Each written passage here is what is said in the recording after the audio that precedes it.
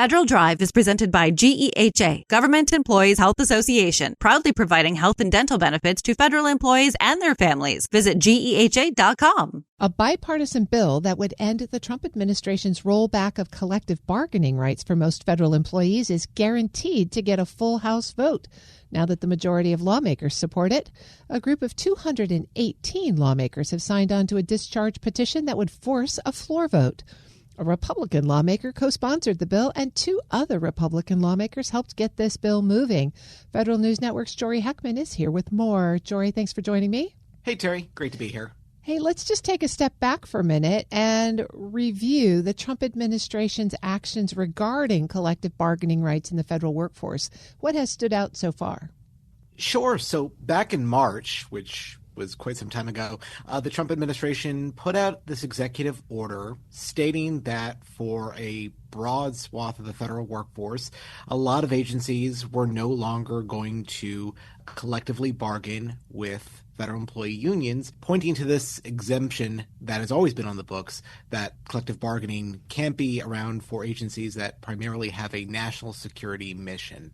That's been the case, and they are saying that actually that exemption applies to a lot more agencies than has previously been the case. And so they dramatically expanded that to include a lot of the federal workforce. Lawmakers estimate it's about 67% of federal employees in total.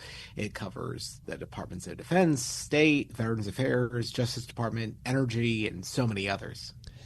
So what would this bill that we've mentioned actually do with respect to collective bargaining, and how did the bill get this far in the Republican-controlled House? So this bill, quite simply, would reverse the Trump administration's policy on this, would bring back the status quo of what federal employee unions were able to do in terms of collective bargaining before the Trump administration set this policy in motion. And so we've seen something pretty striking here. Republicans in the House have played a really key role in making sure that this legislation has gotten this far. It is co-sponsored by Congressman Brian Fitzpatrick, a Republican from Pennsylvania, someone who has in the past consistently led federal employee type issues. He has been a co-sponsor on legislation that has been relevant to the federal workforce. So that's been consistently something we've seen from him. We also saw two Republican lawmakers from New York be the decisive votes that got this discharge petition to the 218 votes necessary to force a vote. These are Congressmen Mike Lawler and Nick LaLota. They helped make sure this bill got to where it is and ensuring that it will move forward in the House. What's been the White House reaction to moving the discharge petition forward?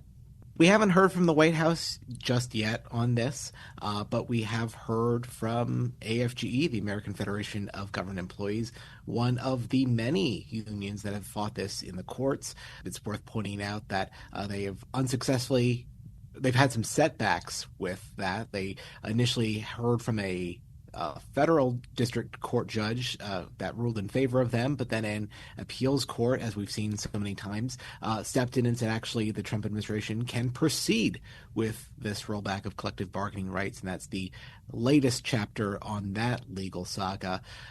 AFGE President Everett Kelly spoke positively of these Republican lawmakers being these decisive votes, something you don't see every day, and really urging the House to, now that this discharge petition has been signed, really going quickly to a House floor vote. Are there other actions beyond legislation that are challenging the rollback of collective bargaining? So I mentioned that AFGE-led lawsuit. They were one of about 6 federal employee unions leading that primary lawsuit against so much of the agencies that have been rolling back collective bargaining rights. Other unions have stepped in as well. The National Treasury Employees Union has its own lawsuit on this matter as well. And also the National Weather Service Employees Organization and the Patent Office Professional Association. They represent components of the Commerce Department's workforce, and they probably have the most unusual argument here, where they're all saying that these agencies don't really have a national security mission, but the National Weather Service and the U.S. Patent and Trademark Office, people don't typically think of these as national security agencies. agencies in these proceedings said that the National Weather Service does provide weather data to the Defense Department.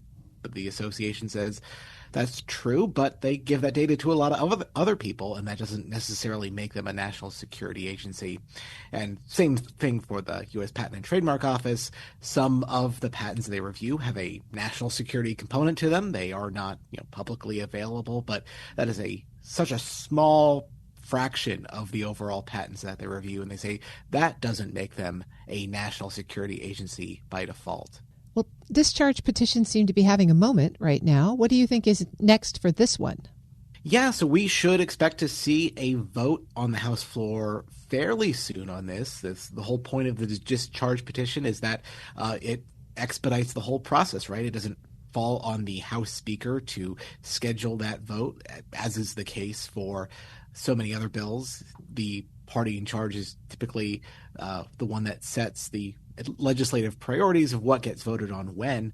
This allows the bill to kind of cut the line and get to a floor vote fairly soon. So something to look out for there.